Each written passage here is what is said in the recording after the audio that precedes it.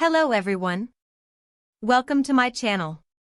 If you love in-depth, story-driven updates about your favorite stars, please like this video, subscribe, and tap the join button to support the channel. Today, we're unpacking a confession that has set social media on fire and pushed two very private people into a very public conversation, the words of Mahassine about her connection with Jenk Torin. We're going beyond the headlines, how we got here, what she actually revealed, what remains unconfirmed, and why the way they're handling this might change how celebrity relationships are discussed from now on. Let's rewind. Long before whispers of romance, there was work. On set, Mahassine built a reputation for preparation and restraint, early call times, quiet focus, and a habit of carrying a small notebook filled with scene beats and questions for the director. Jenk Torin, in contrast, is known for instinct. He'll try a line 3 different ways, search for the spark in the moment, and then lock it in. When they were paired on screen, those approaches didn't clash, they completed each other. What fans called effortless chemistry was, in reality, hours of craft. Even so, the camera began to capture something you can't schedule, a kind of listening that felt personal. That is where the speculation began. The rumors never stopped. Grainy clips at rap parties. Nearly identical photos from different corners of the same cafe. A shared lyric posted minutes apart. Each time, either silence or a careful denial followed. It worked until this week. Mahassine sat for a long, carefully structured interview. No neon sets, no spicy teaser clips, just a neutral backdrop, a glass of water, and questions asked without tabloid theatrics. She did not confirm a secret marriage or announce an engagement. What she did confess was both smaller and more powerful than the gossip expected. She admitted that her connection with Jenk Torin matters to her in ways that are not easily labeled, and that they have been protecting it from the distortions of public attention for a long time. She used words like trust, timing, boundaries, and care. And then she said the sentence that everyone quoted, sometimes fairly, sometimes not, I chose honesty over a headline. The honesty she described wasn't a reveal of private details. It was the decision to acknowledge that feelings exist without turning those feelings into content.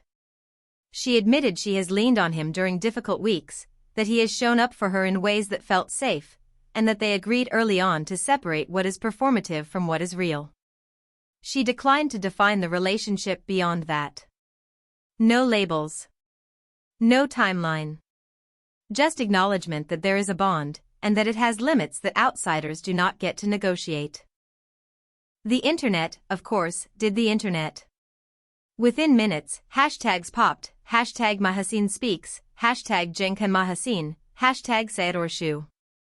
Fan pages posted compilations that made the case either way, slow-motion glances, off-camera laughs, hands almost touching as a scene cut. A small but loud chorus demanded the whole truth, while others praised the restraint and urged everyone to let two adults move at their own pace. If you logged on during those first hours, it felt like a referendum on modern celebrity. What do public figures owe an audience when the audience helped build their fame? To understand why her confession resonated, you have to see the path that brought them here. Their joint appearances have always been disciplined. At festivals, they arrive separately, stand together only when required, and exit with softened schedules that keep photo lines short.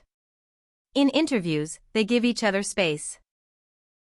The kind of space that reads as respect if you've ever worked closely with someone you admire. On set, they keep the tone light between takes but never flirt on the monitor feed. Quiet professionalism doesn't go viral, but it does leave a trail of impressions. Colleagues call them low maintenance, editors say they make the cutting room friendlier.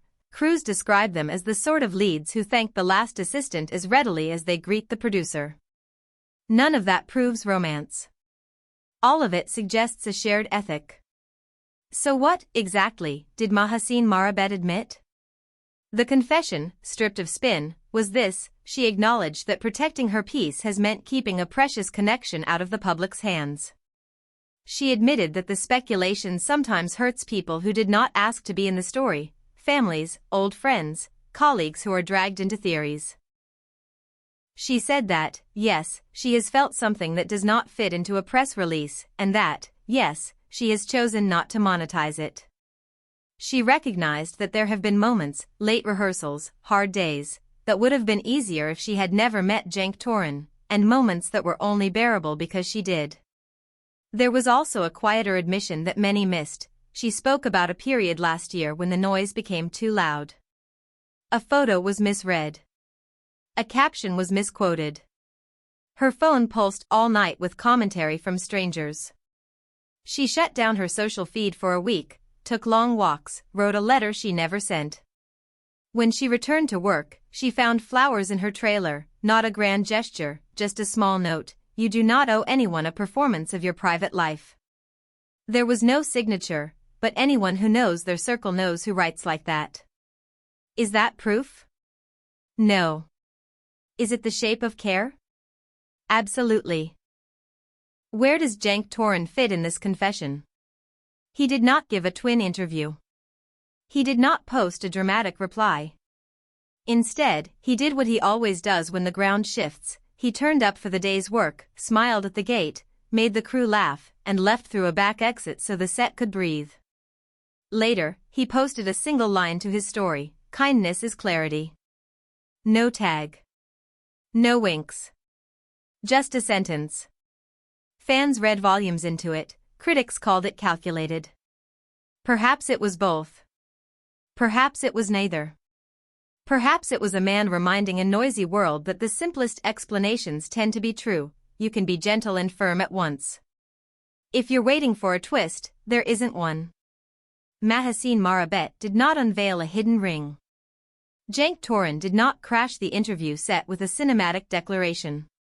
The revelation here is structural, not sensational. Two people are choosing to narrate their lives in a voice that doesn't belong to algorithms. That frustrates systems built on maximum disclosure. It can also be a blueprint for healthier fandoms. There is, of course, a media machine to navigate. Brands like labels. Publicists like arcs. Platforms reward escalation. Yet the story they're telling, by not telling it, is strangely compelling.